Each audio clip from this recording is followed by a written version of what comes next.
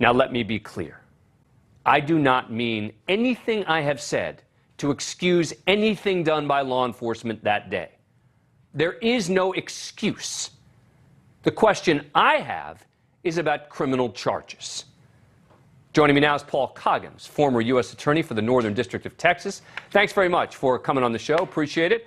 All right, lay it out for us. Do you think that criminal charges are possible or likely here?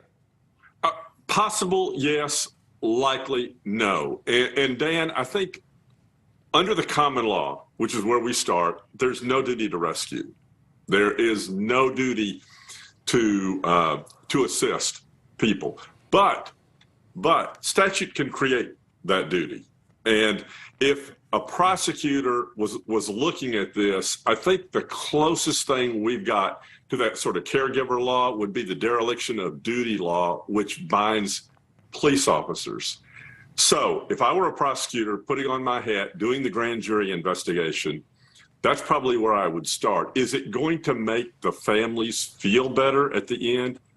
No, because guess what the punishment is? It's a second-degree misdemeanor.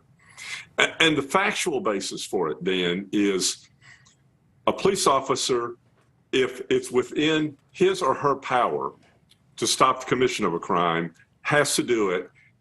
If he has it within his power, either to do it alone or with others who are available. So you would start with the dereliction of duty statute. You would take a look at it. But here's the rub here. Do you charge one person? Right. Where it looks like scapegoating? Right. Do you charge 400 officers, which is clearly too broad brush? Where do you draw the line? And would it be unprecedented in Texas? Almost unprecedented to bring this kind of thing as a dereliction of duty. We investigate officers all the time for actions they take. We very rarely investigate them for actions they don't take. Because it does seem to me, and this is something we say in the law that can be frustrating to people, that it's a slippery slope, right? Which is this idea that you start charging cops for what they didn't do on a scene. And again, not intended as a defense. I feel like I need to keep saying that. But as a legal matter, if you start charging police officers, even in an egregious case like this, for what they didn't do, it seems to me you're setting a precedent there where, you know, you can start charging cops for all sorts of crimes that they didn't prevent. Well, here's the difficulty in this case. And let me tell you, it harks back to decades ago when I took psychology and people did a report that said, if there are 6 lifeguards around a pool, you stand a better chance of drowning than if there's 1 lifeguard.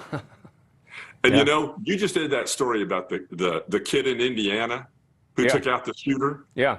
He was by himself. Yep. He probably figured it's me or no one.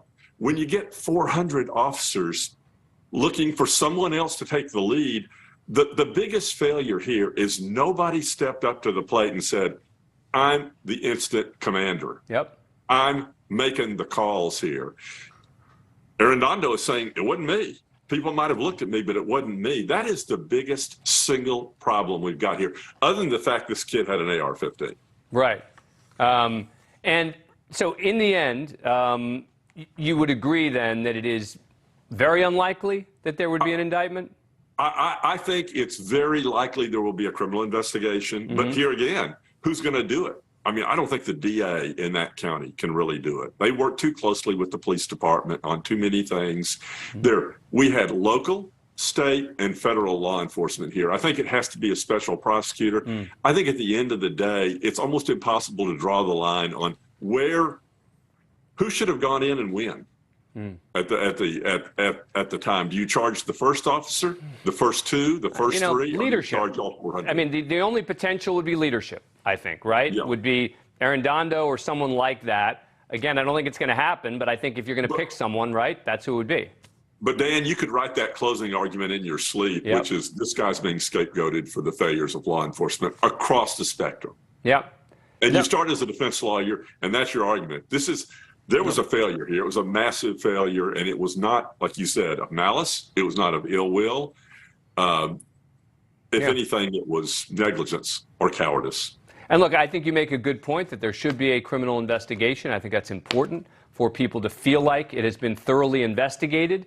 But I think in the end, it's going to probably land on the same place. And the reason we did this segment, and you were the perfect guest for it, is so we can provide perspective here. It's so as this investigation continues, as people look into this, people understand that this isn't about just, did they do anything wrong?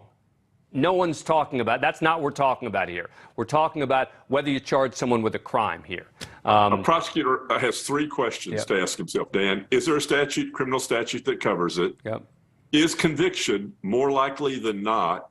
And you could argue that in the negative. Yep. And number three, even if there's a statute covering it, even if you can get a conviction, is it the right thing to do? Those are the three questions a prosecutor ought to ask in every case. Paul Coggins, thanks a lot for your insight. Really appreciate it. Thank you for watching. Go to newsnationnow.com to find NewsNation on your cable provider. And don't forget to click the red subscribe button below to get more of NewsNation's fact-driven, unbiased coverage.